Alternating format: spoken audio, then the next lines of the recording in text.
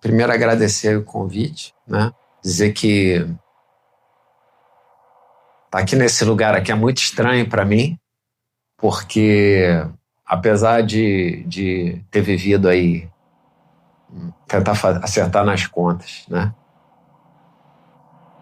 40 anos como metodista, né? Membro da igreja metodista, depois mais 15 anos como pastor da igreja metodista, né? E depois ter entendido o evangelho de uma outra maneira e ter encontrado a Viva. Então é uma trajetória e deixado de ser pastor, né? Segundo a instituição, é uma realidade muito diferente, né? Mas eu preciso, antes da gente começar a conversar, dizer o seguinte, é que a minha gratidão a Deus pela vida que eu tenho, pela vida que Ele me proporcionou até aqui, eu entendo que eu devo à igreja. Por que eu vou começar dessa maneira? Porque o título já vai provocar uma outra situação, mas a relação que eu aprendi com a igreja, se nós fôssemos sintetizar num parágrafo, né, ela traduz uma jornada em que, nos dias de hoje, em geral, e particularmente só posso falar de uma experiência, de uma instituição que foi a que eu vivi, é que há uma dificuldade na instituição em nos libertar de um infantilismo. Isso é, na igreja tudo vai bem até o momento em que eu tenho que deixar de ser uma criança e passar a ser um adulto. No momento em que eu preciso começar a ganhar a minha autonomia, a minha relação real com Deus e autêntica com Deus para a vida, e que a instituição muitas das vezes não consegue me libertar a ponto de deixar viver o que Deus tem preparado para mim. E daí eu não quis preparar uma pregação para vocês, eu quis preparar uma pregação a partir da minha relação com Deus que eu tenho encontrado nesse momento de vida que eu estou. Então, eu coloquei dessa maneira, né? Por que desistir da religião, mas não desistir de Deus? Então, esse é um depoimento que eu quero compartilhar com vocês. Uma jornada de fé que ultrapassa instituições, dogmas e tradições humanas. Vamos em frente. Ali eu adaptei a logo, desculpa, Herbert, não deu certo, mas vamos lá. Então, a primeira parte é a fé que resiste à ruptura. E o texto de referência que eu escolhi é o texto como nós estamos estudando a carta de Romanos, que é uma carta fantástica de Paulo, né? Em 8:39 ele vai dizer: nem altura, nem profundidade, nem qualquer outra coisa na criação será capaz de nos separar do amor de Deus que está em Cristo Jesus, nosso Senhor. Paulo, na verdade, aqui tem muita coisa embutida dentro desse texto, mas Paulo aqui está declarando uma coisa, ele declara que o amor não é uma palavra para ser jogada no tempo e no espaço como nós jogamos hoje. O amor, em particular o amor de Deus, ele está refletido em Cristo sobre uma ótica de que ele não é somente um sentimento, é um sentimento que nos projeta para a vida. Tem uma música antiga, Herbert não gosta das minhas músicas antigas, mas eu gosto, né? Tem uma música antiga que diz assim, eu acho que o amor continua sendo a solução, de modo que as pessoas continuem vivendo, acreditando na vida, né? E nos dias que nós vivemos hoje, acreditar na vida é um desafio. Acreditar na nossa vida é um desafio. Acreditar na nossa esperança é um desafio. Acreditar quando nós conseguimos no nosso corre-corre da vida fazer uma introspecção sobre que loucura é essa que é a nossa vida, né? Os desafios que a gente tem desde quando a gente acorda até quando a gente dorme, e a sensação que a gente tem de repente, no meu caso aí, e do Felipe, que é meu contemporâneo, aí 56, 57 anos, você começa a procurar onde é que estão os anos que eu vivi. Onde é que estão as décadas que eu vivi? Né? Antigamente a gente conseguia contar, no ano tal fiz isso, no ano tal fiz aquilo, mas depois de algum tempo você começa a perder um pouco algumas referências, isso te assusta, porque a gente começa a perceber que a vida passou rápido demais E o que a gente aproveitou dessa vida, né? E do que eu vivi do amor de Deus nessa vida, compreendido ou não compreendido ou semi-compreendido. Essas reflexões, elas nos fazem acelerar o nosso pensamento para buscar de Deus o entendimento e saber, Senhor, até onde a religião foi capaz de me levar e tudo bem. Até onde ela não me levou, como eu faço para poder entrar nessa profundidade de amor contigo, de tal maneira que amor não seja só uma palavra, mas seja um viver, seja um compartilhar, seja um sentir, mas um sentir que se concretiza na vida. Pode passar. A gente vai continuar falando sobre isso. O problema, né?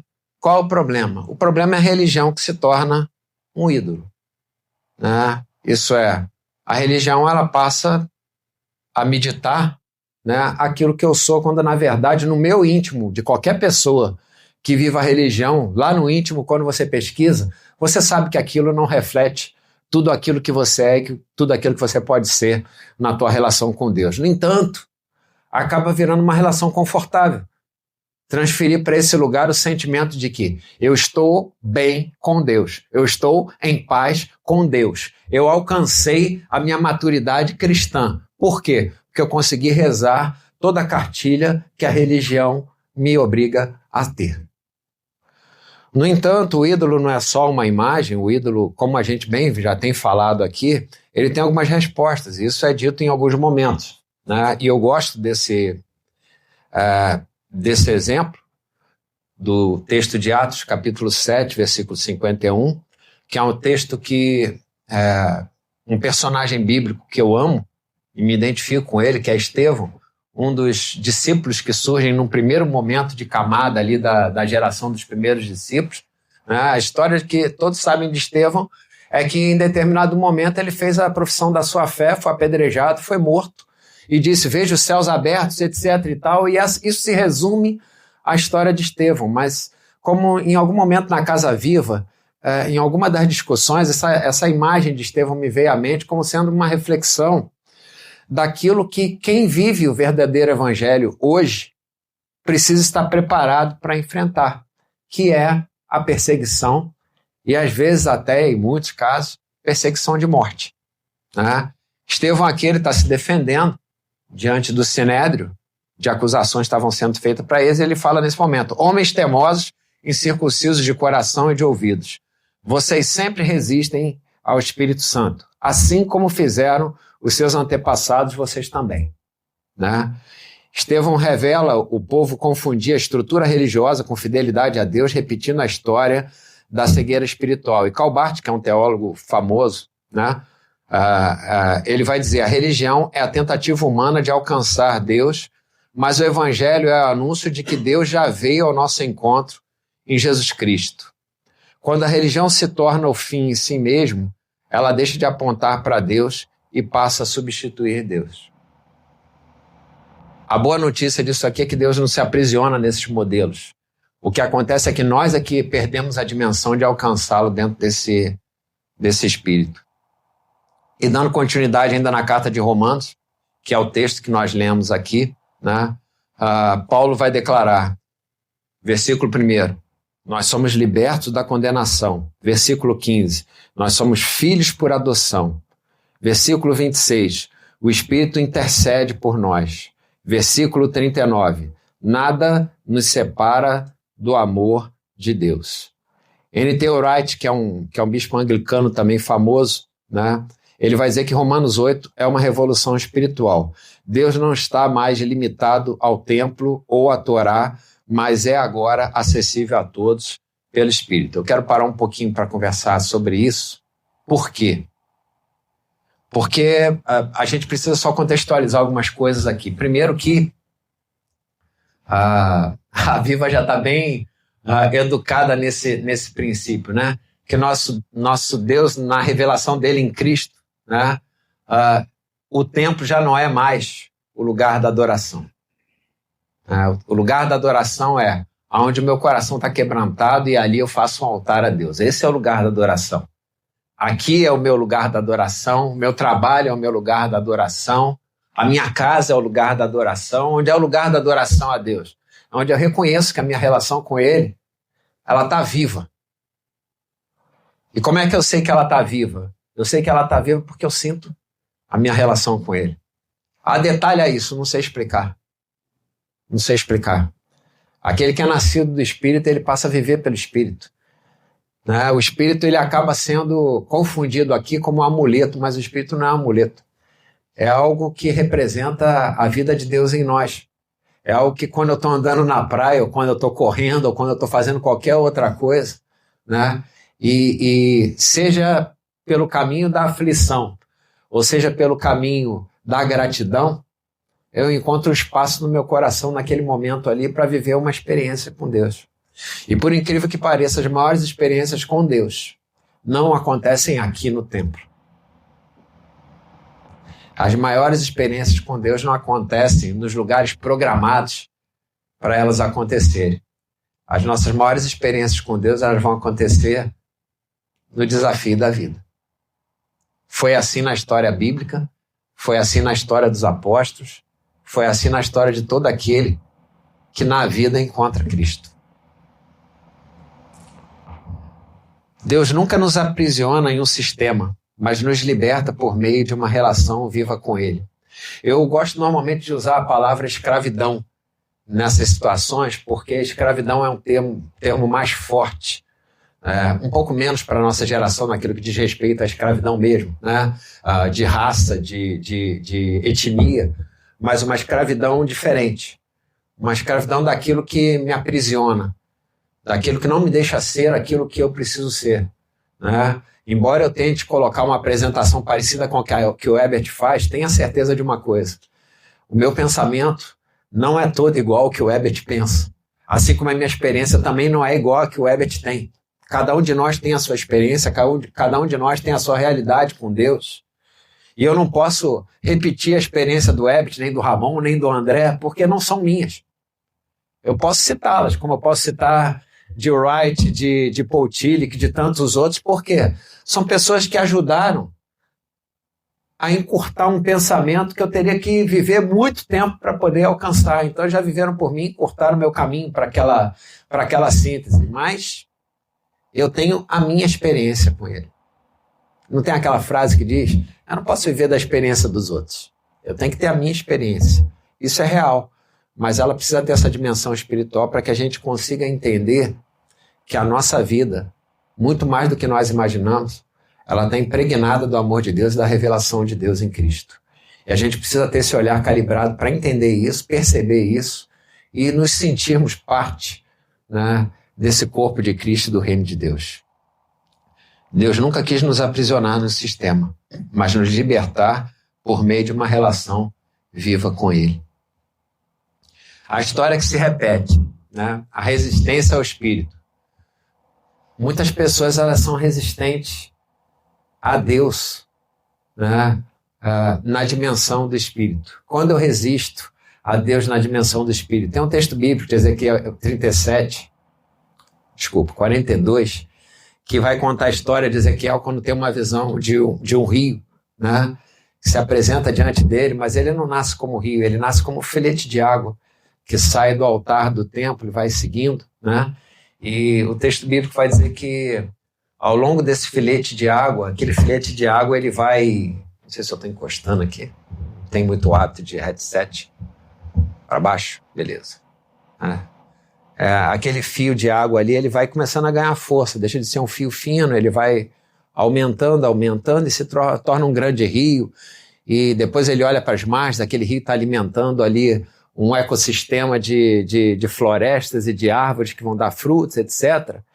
Mas o que isso tem de relação com a resistência ao Espírito é a nossa relação de caminhada com Deus, quando a gente pensa que no caminhar com Deus eu posso pisar na minha relação do Espírito e me conectar com o Espírito da mesma forma que eu ando nesse rio fino e que me assusta muito quando a minha relação com Deus começa a intensificar e eu percebo que aquilo que era um fio de água que tinha pouca força na minha vida, agora começa a ganhar uma correnteza. E essa correnteza me assusta porque uma correnteza pode me levar, né? E aí eu chego a um ponto na minha relação com Deus em que essa relação ela pode virar uma queda de braço. Uma queda de braço a ponto de pensar o seguinte: caramba, eu não quero que esse rio me leve. Eu não quero. E a minha vontade? E as minhas coisas? E aquilo que eu gosto de fazer? E aquele vício de estimação que eu tenho que eu não quero me livrar dele? E aquela situação perversa que eu tenho dentro de mim, mas que já está tão dentro de mim enraizado, que eu não quero abrir mão dela. Se eu mergulhar demais nesse rio, esse rio vai me levar. Isso traduz bem, na minha opinião, né, o que é a resistência ao Espírito. Né? É o nível de confiança que eu tenho em Deus para saber se Ele me trouxe até esse lugar, porque Ele não seria capaz de continuar me levando a um lugar ainda mais excelente. E isso só pode ser compreendido quando eu visito a trajetória da minha vida. E olha o seguinte, olha o que Deus já fez por mim até aqui, e por que aqui eu seria o limitador da trajetória que Deus está colocando diante de mim. Obviamente, se a gente olhar para Cristo, eu imagino que ele também teve essa percepção de, em algum momento da sua trajetória, olhar e perceber o seguinte: caramba, o meu caminho é para a cruz. E como é que eu vou caminhar para lá? Mas traduzindo para os dias de hoje, e se a gente pegar um paralelo bíblico, né? Cada um já tem a sua cruz para carregar. Cada um já tem a sua vida, os seus desafios da vida para carregar. A dimensão aqui é o seguinte: eu quero continuar carregando esse desafio da cruz sozinho, ou eu quero carregar esse desafio da cruz na certeza de que Deus está comigo em todo momento. E se Ele foi capaz de me trazer até aqui, Ele também é capaz de me levar para esse lugar. Ah, qual é esse lugar? Qual o alvo? Nós não sabemos. Né? Nem sei se nós vamos alcançá-lo, cada um de nós. Mas da mesma maneira que Paulo coloca, eu sei que eu não sou perfeito. Mas assim, uma coisa eu sei: eu quero caminhar para esse alvo que ele preparou para mim. O slide que está colocado, né, que ainda está ligado à visão de Estevão, né, agora já em Atos, capítulo 7, versículo 52, 53 e também 35, qual dos profetas os antepassados não perseguiram? Eles mataram aqueles que prediziam a vinda do justo. Né? Essa dimensão é uma dimensão que talvez na Viva não seja percebida ainda dentro da nossa comunidade de fé, né? Até mesmo porque a natureza da comunidade é uma natureza da comunidade mais contextualizada e cristocêntrica do que as religiões em geral, e aqui a gente não pode esquecer que ele está aqui sendo sabatinado pelos judeus, debaixo de uma cultura judaica. Né? Mas Estevão, quando ele coloca esse eco de que todo aquele, desde os profetas até os dias de hoje, aqueles que realmente entendem o chamado do Evangelho, né, e são capazes de colocar isso na sua vida de uma maneira testemunhal e de depoimento, precisa estar preparado para uma coisa. Né? Você vai ter resistência e vai ter oposição. E por incrível que pareça, a maior parte da resistência e oposição, ela não vem daqueles que não professam Cristo. A maior parte da oposição vem de um sistema religioso instituído. E a reflexão daqui é que a verdadeira espiritualidade nos leva ao sofrimento do outro, à compaixão e à liberdade do espírito. Porque essa é a verdadeira espiritualidade. É aquela que está preocupada com o outro. Né? Bultmann vai dizer: a fé cristã autêntica é uma esperança viva que caminha em meio ao sofrimento, às estruturas injustas, e não se acomoda à religião morta. Por isso que alguns de nós que já viveram dentro de uma estrutura religiosa sofreram tanto quando quiseram fazer alguma coisa de forma disruptiva, né? Porque há uma resistência ao espírito. O espírito, ele causa muita surpresa quando ele se manifesta fora da caixinha que nós imaginamos. Deus está além dos limites religiosos. E eu vou usar o Paul Tillich, né, porque ele traduz bem isso. Deus não é um ser entre outros, mas o fundamento do ser. Quando a religião tenta capturá-lo em fórmulas, ela o perde, porque ele não se aprisiona dentro delas, né? Mas eu quero me pegar aqui a questão do fundamento do ser, né? A gente fala muita coisa da questão de que Deus dentro de nós. Então, quando Poutilho coloca que Deus não é um ser entre outros, mas é o fundamento do ser, eu entendo do seguinte: muitas das coisas que nós não conseguimos viver, a gente não vive porque a gente não toma posse daquilo que já está conquistado para nós, né? Isso é, Deus já colocou dentro de nós o seu Espírito. Ele já está dentro de nós. Nós precisamos tomar posse disso e a partir disso viver. O mover do Espírito hoje, né? A religião institucional quer manter o controle, o Espírito Santo quer provocar movimento. O Espírito Santo não fica parado. O Espírito Santo não senta numa cadeira. O Espírito Santo promove movimento, né? Então, se eu vivo na dimensão do Espírito Santo de Deus, então eu preciso me mover.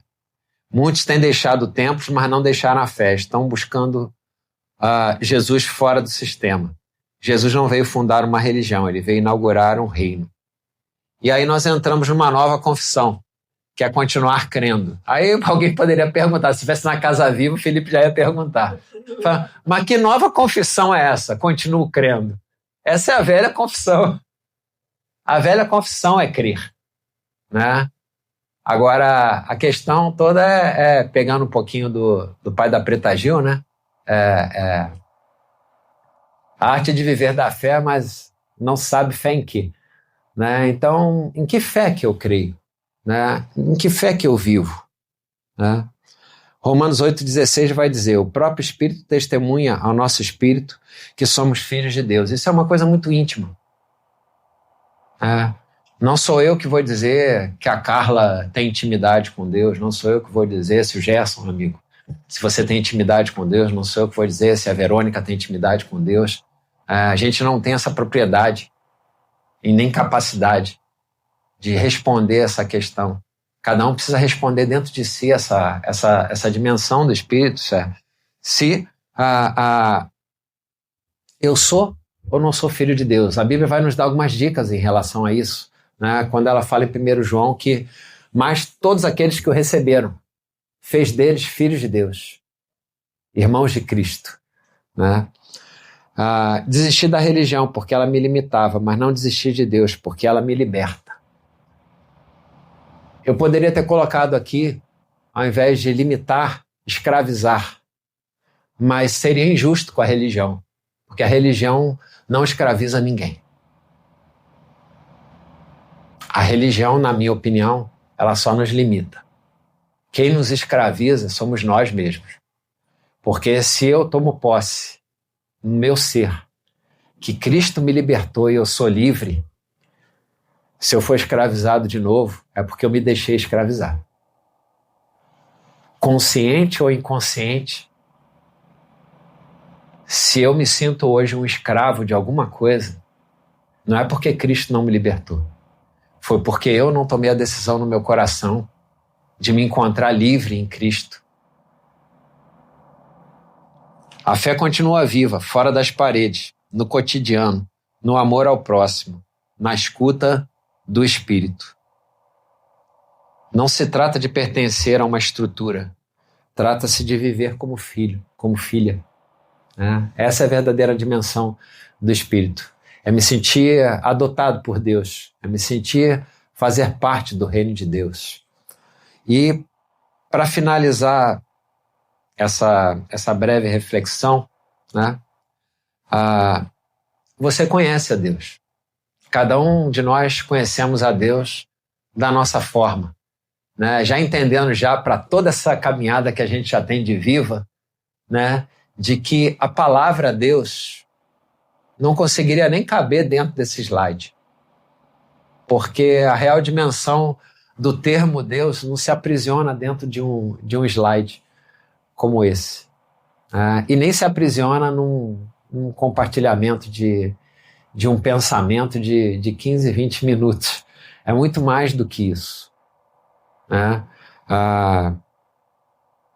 Mas será que dentro daquilo que você conhece a Deus ou apenas a religião sobre ele? Esse eu acho que é o ponto principal que eu queria dentro daquilo que a gente tem estudado em Romanos, né? Trazer aqui como algo que inquieta meu coração sobre mim. E eu acho que eu acho também sobre alguns de nós, né? De até onde eu conheço a Deus da religião ou conheço a Deus que me encontrou em determinado momento e que tem me cuidado, me aperfeiçoado para ser alguém que eu jamais imaginei que eu poderia ser. Eu já falei isso com alguns aqui. Na minha cabeça, até os 46 anos, eu moraria em Realengo, como sempre morei. Queria ser pastor em Realengo, na Igreja Metodista de Realengo, que é a igreja que eu nasci e fui criado, né? Construí uma casa em Realengo e construí em cima da casa para que meus filhos depois morassem perto de mim. E essas estruturas todas de vida, sejam tacanhas dessas da minha cabeça aqui, e também de muita gente da minha geração que começou pensando assim, né? E de repente é impactado por uma série de situações de vida, de oportunidade, de desafios, de coisas que você pensa que no momento vieram para te prejudicar, mas é que no meio do caminho você descobre que vieram para te libertar. E é uma coisa muito estranha que você chega assim e fala assim no teu íntimo, na nossa criação religiosa: o diabo está me testando, né? E eu não estou dizendo aqui que diabo não existe, não. Vocês estão entendendo, né? A atribuição das causas das situações que nos tiram da nossa zona de conforto e que, quando nós saímos da zona de conforto, aquilo dói, porque nós construímos uma imagem projetada daquilo que vai nos dar segurança na nossa vida. Estou em paz com Deus, eu estou frequentando a igreja, estou dando dízimo, estou não sei o quê, estou na escola dominical, não falta escola dominical para ir para a praia.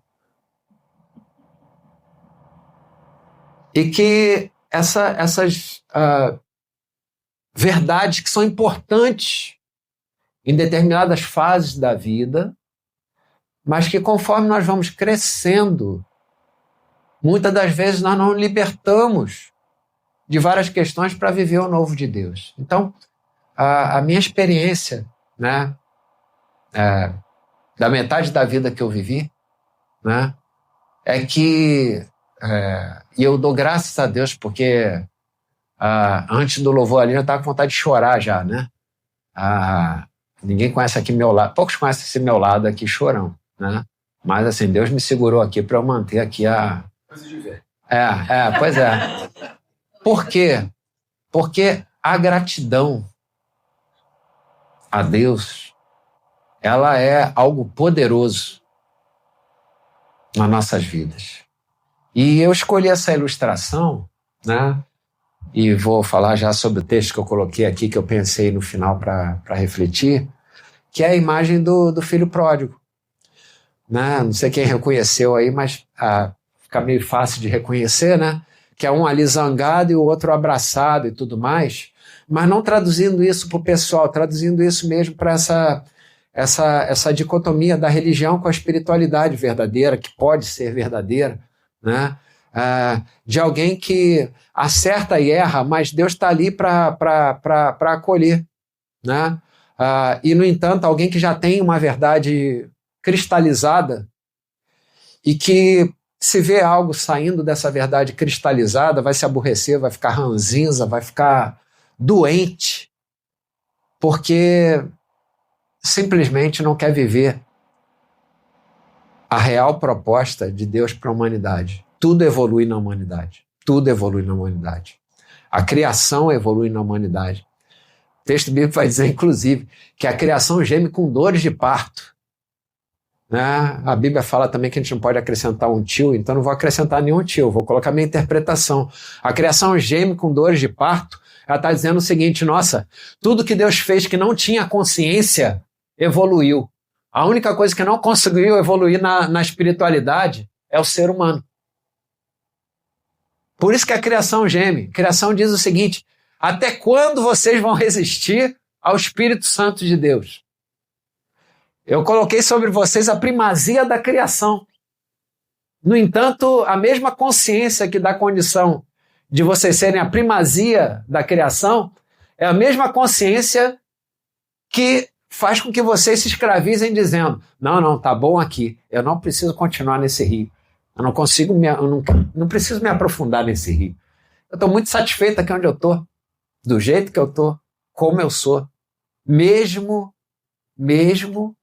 que diariamente, constantemente, o Espírito Santo, vez por outra, venha ao teu coração e diga assim: caramba, eu te amo, mas eu tenho uma coisa nova para você.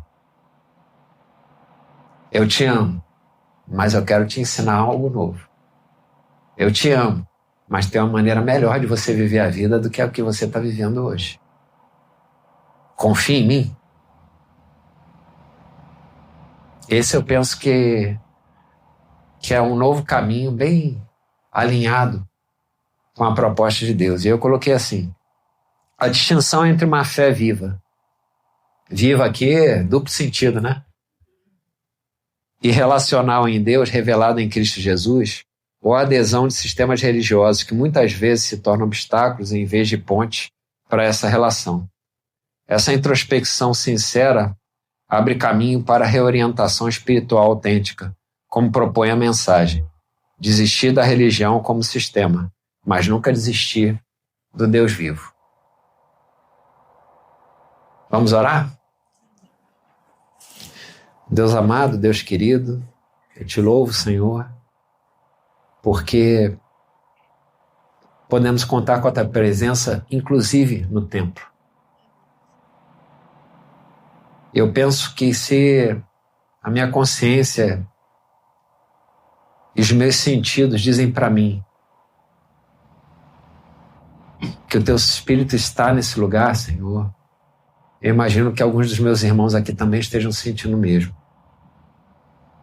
Tua palavra nos diz que onde estiverem 2 ou 3 reunidos em teu nome, tu estarias, Senhor, e nós nos valemos da tua palavra para pedir que esse mesmo Espírito Santo possa estar batendo na nossa porta nessa manhã, visitando, Senhor, não as críticas que nós temos sobre o modelo religioso, mas das oportunidades que o Senhor nos oferece nessa manhã de vivermos coisas novas contigo. Que a nossa guarda possa baixar diante do teu Espírito, Senhor. Que as nossas resistências possam cair a ponto de nós darmos oportunidade para que o Senhor nos mostre aquilo que nós podemos ser ao caminharmos contigo numa fé genuína, numa espiritualidade genuína e firmada em Cristo Jesus. Eu te peço, Senhor, que o Senhor nos ajude nessa proposta, Pai. E eu te peço ainda mais que, para confirmar a tua palavra, ainda essa semana, que o Senhor calibre os nossos olhos, os nossos sentidos, para perceber essas coisas acontecendo na nossa vida. Tanto o desafio, quanto a preparação da resposta da nossa fé que nós precisamos dar a esse mundo, para que nós possamos nos sentir usados por Ti e parte do Teu reino. Que seja assim para a Tua glória, em nome de Jesus. Amém.